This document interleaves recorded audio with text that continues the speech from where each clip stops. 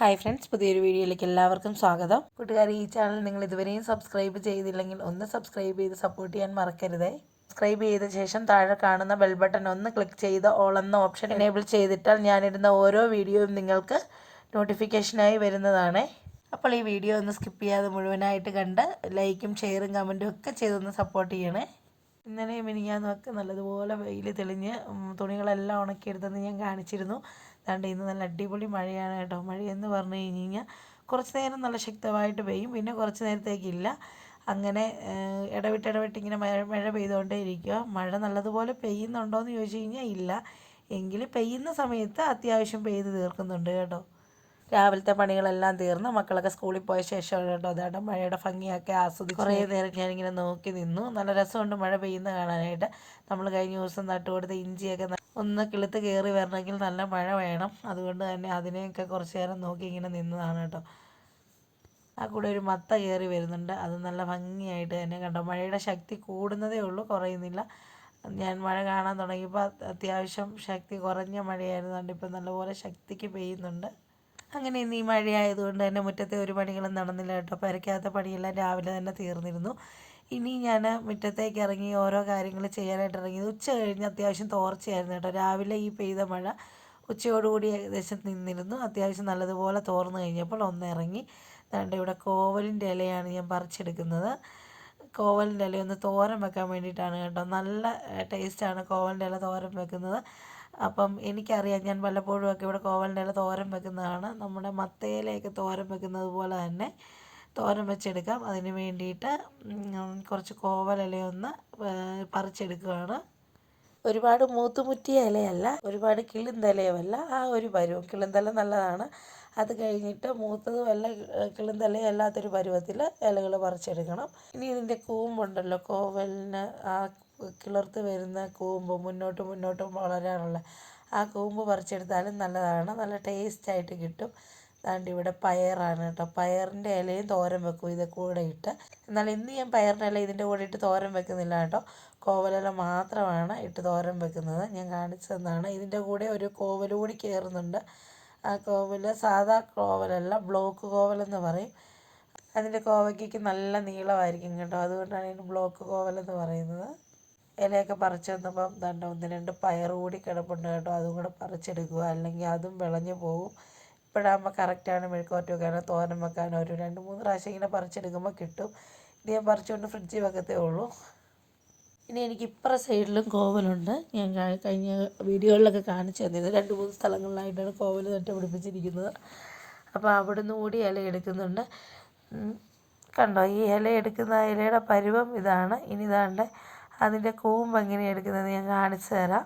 കൂമ്പെന്ന് പറഞ്ഞപ്പോൾ നിങ്ങൾക്ക് മനസ്സിലായി കാണുമല്ലോ, ഈ വള്ളി പടർന്ന് വരുന്നതിൻ്റെ അറ്റഭാഗം ഇതാണ്ട് ഇങ്ങനെ അത്രയും വെച്ചിട്ടൊന്ന് കട്ട് ചെയ്തെടുത്താൽ മതി. നമ്മളിത് അരിഞ്ഞെടുക്കുന്ന സമയത്ത് നല്ല സ്മൂത്തായിട്ട് തന്നെ അരിയാൻ പറ്റണം. ചിലത് ഒരുപാട് മൂത്ത ഭാഗമൊക്കെ എടുക്കുമ്പോൾ അരിയാൻ പറ്റാതെ പോവും. അതുകൊണ്ട് കുറച്ച് ഭാഗമേ കട്ട് ചെയ്തെടുക്കുന്നുള്ളൂ. കോവലിൻ്റെ വള്ളി വീശി വരുന്ന ആ ഒരു ഭാഗം മനസ്സിലായി കാണുമല്ലോ. ഇപ്പോൾ കാണുകയും കൂടെ ചെയ്തപ്പോൾ ഏതാണെന്ന് മനസ്സിലായി കാണുമല്ലോ. പിന്നെ ഇല എടുക്കുമ്പോൾ അടുത്തടുത്തുള്ള ഇലകൾ ഒരുപാട് എടുക്കരുത്. ഇത് തുണി വരിക്കുന്ന അയയിൽ കൂടെ കയറിപ്പോയത് കൊണ്ടാണ് കേട്ടോ ഏറ്റവും അറ്റത്തുനിന്ന് ഞാൻ മുറിക്കുന്നത്, അല്ലെങ്കിൽ മുറിച്ചെടുക്കുകയില്ലായിരുന്നു. മുൻപോട്ട് അത് വളർന്നു പോയി കഴിഞ്ഞാൽ എനിക്ക് തുണി ഇടാനായിട്ട് അയകളില്ലാതായിപ്പോൾ, അതുകൊണ്ടാണ് കേട്ടോ അത് കട്ട് ചെയ്തെടുത്തത്. അങ്ങനെ ദാണ്ട കോവലും കോവലിലയും കോവയ്ക്കായും പയറും എല്ലാം പറിച്ച് കൂടെ എനിക്കൊരു കപ്പളങ്ങ കൂടി കിട്ടിയിട്ടുണ്ട് കേട്ടോ. ഞാനൊരു ഈവനിങ് ടൈമിലാണ് കേട്ടോ കോവലില പറിച്ചത്. പിറ്റേ ദിവസത്തേക്ക് രാവിലത്തേക്കായിരുന്നു. അപ്പോൾ അതുകൊണ്ട് രാവിലെ എഴുന്നേറ്റ് വന്നിട്ടാണ് ഇത് അരിഞ്ഞെടുക്കുന്നത്. ഞാൻ കിടക്കുന്നതിന് മുമ്പായിട്ട് രാത്രി തന്നെ ഇതൊന്ന് കഴുകി വാരി നല്ലതുപോലെ ഇലയൊന്ന് കഴുകി വാരി കണ്ണാപ്പ പാത്രത്തിൽ വെച്ചിട്ടാണ് കിടന്നത്. ഫ്രിഡ്ജിലൊന്നും വെച്ചില്ല, പുറത്ത് തന്നെ വെച്ച് അടച്ച് വെച്ചിട്ടാണ് കിടന്നത്. വെളുപ്പിന് എഴുന്നേറ്റാണ് ഇതൊന്ന് അരിഞ്ഞെടുക്കുന്നത് കേട്ടോ. അതാണ്ട് കോവലില അരിഞ്ഞെടുക്കുന്നത് ഇങ്ങനെയാണ്, അല്ലെങ്കിൽ ഒരുപാട് വലുപ്പത്തിൽ കിടക്കത്തില്ലേ. ഇങ്ങനെ 2-3 ഭാഗം ഒന്ന് കട്ട് ചെയ്തിട്ട് അരിഞ്ഞു കൊടുക്കുമ്പോഴത്തേന് നമുക്ക് കറക്റ്റ് ചെറുതായിട്ട് തന്നെ കിട്ടും കേട്ടോ. കുനുകുനാന്നൊക്കെ അരിഞ്ഞെടുക്കാം. എങ്കിലും ഞാനിവിടെ ഒരുവിധം വലുപ്പത്തിലാണ് കേട്ടോ അരിഞ്ഞെടുക്കുന്നത്. ഒരുപാട് കുനുകുനായിട്ട് നിറയ്ക്കാനായിട്ട് സമയമില്ല. കാക്കൂനും മക്കൾക്കും എല്ലാം ചോറ് കൊടുത്ത് വിടണം.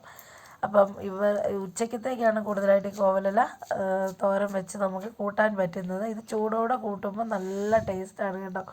ചൂടോടെ കൂട്ടുമ്പോഴത്തേന് ഒരു പ്രത്യേകത കൂടിയുണ്ട്, അത് തോരൻ വെക്കുമ്പോൾ ഞാൻ പറഞ്ഞു തരാം. അങ്ങനെ ദാണ്ട് ഒരു ചട്ടിയൊക്കെ അടുപ്പി വെച്ച് അതിലേക്ക് കടുക് ഞാൻ പൊട്ടിച്ചിട്ടില്ല. വെളിച്ചെണ്ണ ചൂടായി വന്നപ്പോഴത്തേക്കും അതിലേക്ക് അരച്ച് വെച്ചിരുന്ന അരപ്പാണ് ഇട്ട് കൊടുത്തിരുന്നത്. ഒരു കുറച്ച് തേങ്ങയിലേക്ക് ഒരല്പം മഞ്ഞളും ഒരു വെളുത്തുള്ളിയും 2 ചുവന്നുള്ളിയും 3-4 കാന്താരിയൊക്കെ കൂടി ഇട്ടൊന്ന് ചതച്ചെടുത്തതാണ്. ആ അരപ്പൊന്ന് പച്ചമണം മാറുന്നത് വരെ ഒന്ന് വാട്ടിയെടുത്ത ശേഷം അതിലേക്ക് അരിഞ്ഞു വെച്ചിരിക്കുന്ന കോവലില ഇട്ട് കൊടുത്തിട്ടുണ്ട് കേട്ടോ. ഇല വേകാനായിട്ട് ഒരുപാട് താമസമൊന്നുമില്ല. ഒന്ന് ആവി കയറി കിട്ടിയാൽ മതി, ഇല വെന്ത് കിട്ടും. അരപ്പിട്ട് വാട്ടിയ കൂടെ തന്നെ ഞാൻ ഉപ്പിട്ടിരുന്നു കേട്ടോ. ക്യാമറ ഓഫാണെന്ന് ഞാൻ കണ്ടില്ലായിരുന്നു, അതുകൊണ്ടാണ് കേട്ടോ ഉപ്പിടുന്ന ഭാഗം ഇതിൽ കിട്ടാഞ്ഞത്. ഇല ഇവിടെ നന്നായി വെന്ത് കഴിയുമ്പോഴത്തേക്കും കോവലില ആയതുകൊണ്ട് തന്നെ ഞാൻ ഇതിലേക്ക് ഒരു മുട്ട കൂടി പൊട്ടിച്ച് നന്നായിട്ട് ചിക്കി കൊടുക്കും. സ്കൂളിൽ കൊണ്ടുപോകാനുള്ളത് കൊണ്ടും കാക്കുവിന് പൊതുകെട്ടി ചോറ് കൊടുത്തു വിടാനൊക്കെ ഉള്ളത് കൊണ്ടാണ് ഇന്ന് ഞാൻ മുട്ട പൊട്ടിച്ചൊഴിക്കാത്തത്. നമുക്കത് വീട്ടിൽ ചൂടോടുകൂടി കഴിക്കാനേ പറ്റുള്ളൂ കേട്ടോ. അല്ല ഇങ്ങനെ വെച്ചാലും ടേസ്റ്റാണ്. ഒരു മുട്ട കൂടെ പൊട്ടിച്ചൊഴിക്കുമ്പോൾ അടിപൊളിയാണ്, ഒരു എക്സ്ട്രാ ടേസ്റ്റാണ്. പൊതി കെട്ടിക്കൊണ്ട് പോകുന്നതിനകത്ത് നമുക്ക് മുട്ട ഒടിച്ച് കഴിഞ്ഞാൽ ആ ഒരു ടേസ്റ്റ് കിട്ടത്തില്ല കേട്ടോ. അതുകൊണ്ട് തന്നെ ഞാനിവിടെ മുട്ട പൊട്ടിച്ചൊഴിക്കുന്നില്ല, എങ്കിലും നല്ല ടേസ്റ്റാണ് കേട്ടോ. അതുകൊണ്ട് അടിപൊളി കോവലില തോരൻ ഇവിടെ റെഡി ആയിട്ടുണ്ട്. ഇത്രയേ ഉള്ളൂ. സാധാരണ തോരനുള്ളതൊക്കെ രാത്രി തന്നെ ഞാൻ അരിഞ്ഞ് വെക്കും കേട്ടോ. ഇവിടെ ഇന്നലെ കോവലില ആയതുകൊണ്ട് തന്നെ ഞാൻ അരിഞ്ഞ് വെച്ചില്ല, ഫ്രഷായിട്ട് തന്നെ അരിഞ്ഞെടുക്കാമെന്ന് കരുതി. അതുകൊണ്ട് തന്നെ വേണ്ട കാക്കൂര് പൊതിച്ചോറ് കെട്ടിയൊക്കെ കൊടുത്തു വിടാനായിട്ട് കുറച്ച് വൈകിപ്പോയി കേട്ടോ. അപ്പോൾ ചായ ഒന്നും കുടിക്കാനുള്ള ടൈം കിട്ടിയില്ല. അല്ലെങ്കിൽ എപ്പോഴെങ്കിലും ഒരു ചായ കുടിക്കാൻ ടൈം കണ്ടെത്തി കുടിക്കുന്നതായിരുന്നു. ഇത് മക്കളെയും കൂടി സ്കൂളിൽ വിട്ടിട്ടാണ് പിന്നെ ചായ കുടിക്കാനായിട്ട് വന്നത്. ബാക്കി പണിത്തിരക്കുകളൊന്നും എടുക്കാൻ പറ്റാതെ പോയതും സമയത്തിൻ്റെ കുറവ് മൂലമാണ്.